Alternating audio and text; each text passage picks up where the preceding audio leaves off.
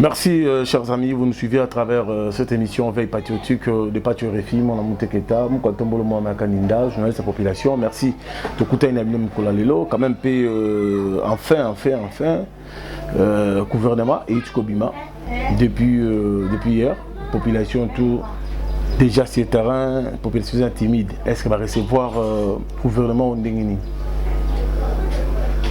Parce que selon moi, en tant que journaliste, le président a bien fait au Tchabatabilonga Sika, c'est un gouvernement, c'est bien.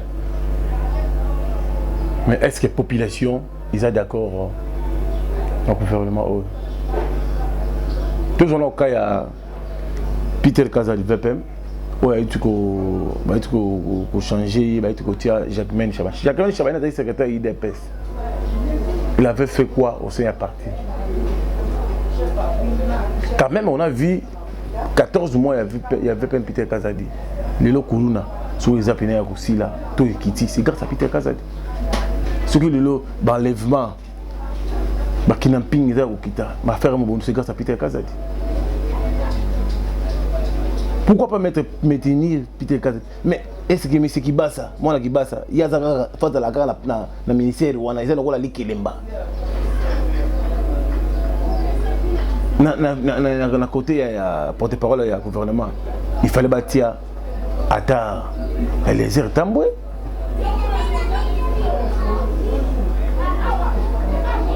Il faut bâtir même à les airs tamboué. Ministre porte-parole, ministre de l'information. RTNC, ils ont la difficulté. Un paiement qu'on a. La salité qu'on a au niveau de RTNC. Les journalistes, nous sommes délaissés, maltraités. Tous ont subi ça, ça m'a longaté. Toujours ébatté, ils alignent. Monsieur le Président de la République, Félix Antoine Tshisekedi Tshilombo, confiance aux populations épaissures. Talent bitumbo tout le monde, humiliation tout le monde. Sur l'Amérique, il y a un micro baladère, il y a une catastrophe. La population est mécontente. Didier Boudimba, est-ce que ça la sport? Mais pas ça sport, il faut battre des lignes comme ça. Parce qu'il a une vision, une provision. Didier Oudimba, il faut pratiquer un hydrocarbure. Parce qu'il maîtrisait un peu bien.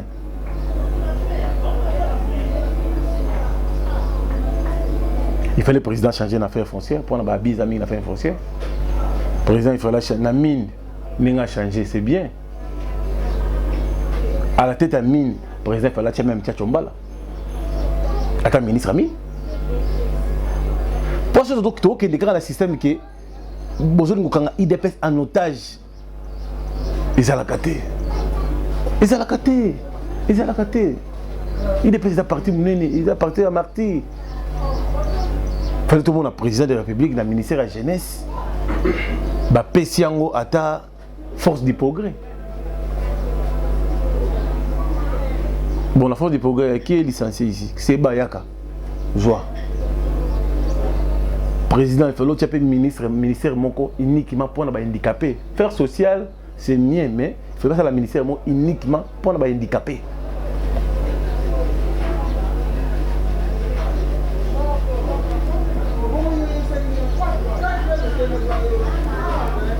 Tout le monde doit réfléchir. Moi, je parle que Makambo est en terrain. Moi, j'ai dit aux gens que non, les chefs de l'État a continué à l'idéologie à éviter ce moussous. Pour mégaper bateau basa la terre. Jacques Chabana a conseiller politique chef, a eu ma campagne. Ou bien récompenser. Campagne, on a la campagne, on a 100 francs. On a la campagne, le président Félix, à $10 dans la joie. Pas de refus. Batebele bazo ko tout même so ba sala misala la francophonie bazo le hôtel biso to kina la francophonie to salva makelele to motiva to lobela à 100 francs jusqu'au maintenant la campagne chef d'état à 100 francs. Monsieur le Président, pourquoi balongoli Peter Kazadi la salini ou bien bataille de PS ba commune à Motema Mabe ou bien Zani ni balongola Peter Kazadi la salini muto sali musala malamu boy. Il est charismatique.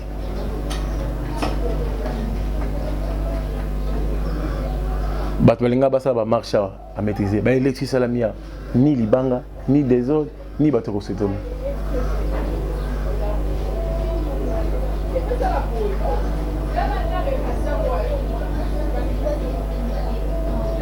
Bache ministre de la jeunesse, la population se plaindre.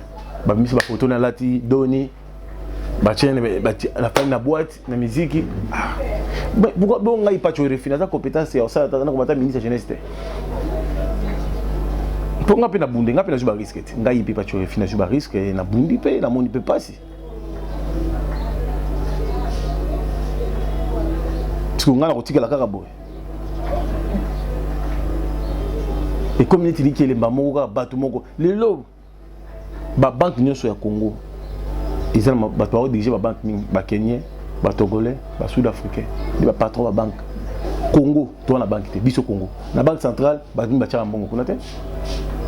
il faut que le gouvernement de Biso ait créé la banque pour l'économie en Moko et Fanda. Congo, il faut que la banque na Biso Moko, tout ça la banque na Biso Moko pour l'économie en Moko et Fanda. Dollar est longué de 17 000 et commis 28 000. Consomme dollar 30 000. C'est grave. C'est que l'autre longué de 17 000, il est consomme 80 000. Quand tu es sur Kolobaté, il y a Soso Kolobaté, il y a Manpanzi Kolobaté, il y a Mabundo comme qui 288, 300 000. C'est grave. Tous dans le Bolinga Congo, tous les Demboka. Président Fati, nouvelle classe politique à Sika. Moi je parle des choses qui sont vraies. Jacques Chabadi, il fallait qu'il y ait un fils de conseil politique. L'intérêt, il fallait qu'il y ait Peter Kazadi, qu'on paye ça va moyen. Qu'on augmente un peu la stratégie. Oui, on peut permettre que la sécurité à Congo, on ne fait pas la police sans les sécuritaires.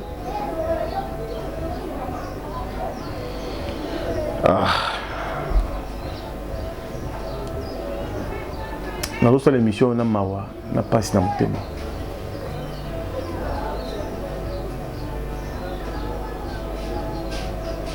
On a passé dans mon thème. Tout le Congo, tout le Congo, avec Mukuna. À l'obéli, à Zubariske, à Gangi, Bissou Gangi, à Zubariske. Et l'autre côté, mais Costa Moutamba. Le ministère de la justice a saliné pour la chef de l'État. Il y a des gens qui ont des cigares au bout des chefs de l'État à la TV. Il y a un bout des chefs de l'État. Il y a Constant Moutamba. Mais Mukuna Oyo, pas de refus. La campagne de chef de l'État qui n'a pas de doudou. La ligne n'a pas de carton. Et l'autre côté, attends sans fente, bien me voir.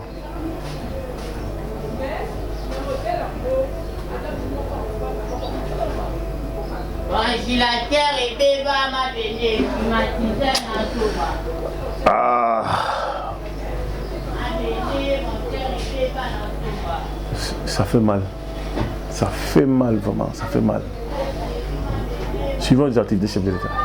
Poignée de main, accolade et sourire. Le ton est donné dès les premiers instants.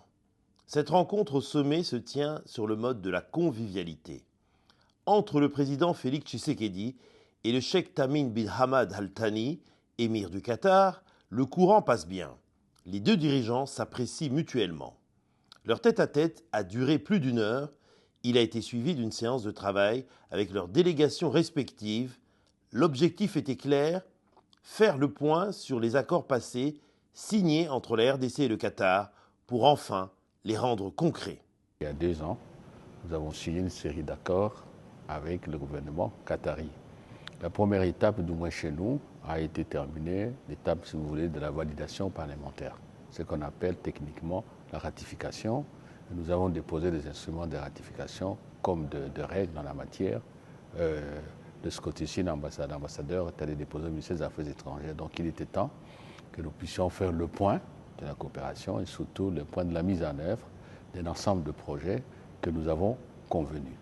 Au final, des avancées concrètes ont été faites dans les secteurs utiles pour le développement de la RDC, notamment le transport aérien et les infrastructures. La convention que nous avons signée accordant le droit de trafic à Qatar Airways, nous avons souhaité que d'ici au plus tard au mois de juin, que cette convention soit déjà en application et mon collègue a promis que dans les jours à venir, ils vont donner des précisions en termes de calendrier. Le deuxième accord, la deuxième convention est relative au port de Matadi. Et là, il y avait une série de formalités, d'actes de suivi qui devaient être accomplis. De notre côté, tout a été fait et je pense que avant, en tout cas la fin de l'année, le travail va commencer pour la modernisation du port de Matadi. Dans l'eau aussi c'est clair, l'argent est là. Et puis il y a le problème de l'aéroport, la construction de l'aéroport de Njili. Bon, on s'est échangé des informations. Il doit y avoir par la suite, comment dirais-je, des discussions qui vont continuer d'harmonisation pour voir, mais là aussi, il y a des signaux qui sont positifs. Le Qatar se profile ainsi comme un futur partenaire stratégique du Congo. Voilà pourquoi le chef de l'État a décidé il y a un peu plus d'un an d'y installer une représentation diplomatique qui vient d'inaugurer son ambassade flambant neuve. Nous avons ouvert nos portes il y a de cela un peu plus d'une année et c'est vraiment un honneur de recevoir le président de la République dans nos murs ainsi que d'inaugurer, si vous voulez, la première maison du Congo ici au Qatar. Alors le Qatar a une particularité. Quand vous regardez l'histoire de ce pays, quand vous regardez les 10 dernières années, l'impact que ce pays a eu dans le monde, le Qatar est différent dans son approche. C'est un pays, comme vous le dites, très riche et ils ont un sens de valeur qu'ils portent très haut et qu'ils continuent à porter de manière très diplomate et très pacifique, je dirais. Et donc, c'est certainement une plus-value que, bon, pas seulement nous, le Congo, mais tous les pays profitent d'une manière ou d'une autre. Et donc, pour nous, c'est vraiment une expérience très, très riche et une opportunité de nouer des liens forts avec ce pays du Moyen-Orient où nous n'avons pas eu de présence jusqu'à ce jour. Le président Tshisekedi a quitté le Qatar en fin de journée pour rentrer au pays.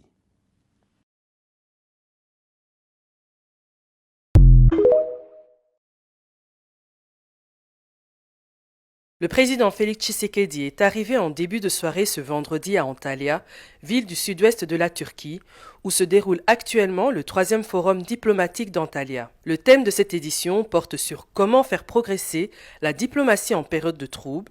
Objectif, permettre aux États participants de tenir des réflexions et de trouver des réponses communes face aux défis mondiaux. En marge de ce forum, il tiendra des rencontres bilatérales et des audiences. Durant le premier mandat du président congolais, les deux pays ont renforcé leurs relations, débouchant sur la signature de plusieurs accords de coopération dans les domaines de la sécurité, des transports ou encore de la santé. Kinshasa-Nouakchott, c'est un axe qui se reconsolide. La visite d'amitié et de travail ce mercredi 27 mars 2024 du président de la République en Mauritanie est historique. Ce pays islamique de l'Afrique du Nord-Ouest n'avait plus accueilli un chef d'État de la RDC depuis maintenant un demi-siècle. À l'aéroport international de Nouakchott, les décors étaient à la hauteur de l'événement.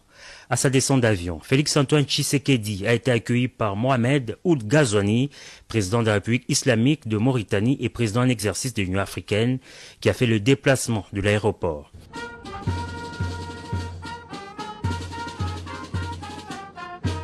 Exécution des hymnes nationaux, honneurs militaires, passage de troupes en revue, salutation des délégations respectives, les deux chefs d'État ont eu un premier entretien dans le salon présidentiel de l'aéroport. Mohamed Ould Ghazouani et Félix Tshisekedi, qui s'étaient convenus le 11 mars dernier lors d'un entretien téléphonique de se rencontrer, devront aborder des sujets d'intérêt commun entre les deux pays et faire un tour d'horizon de la situation sécuritaire sur le continent, particulièrement dans l'est de la RDC, avec ses lots de morts et des déplacés. Ce sera également l'occasion d'appuyer la position du Conseil de paix et de sécurité de l'Union africaine qui a récemment approuvé les déploiements de la force de la SADC dans l'est de la RDC et a demandé à la commission de l'UA de mobiliser les soutiens nécessaires à cette force. Un tête-à-tête et une réunion bilatérale sont annoncés dans la soirée au palais présidentiel de Nouakchott.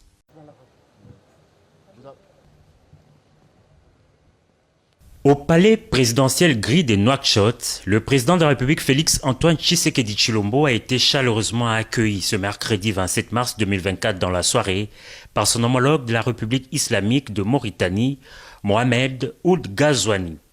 Aussitôt après l'accueil, les deux chefs d'État se sont retirés pour un tête-à-tête de près d'une heure. Une rencontre qui s'est par la suite élargie en bilatéral avec leurs collaborateurs respectifs.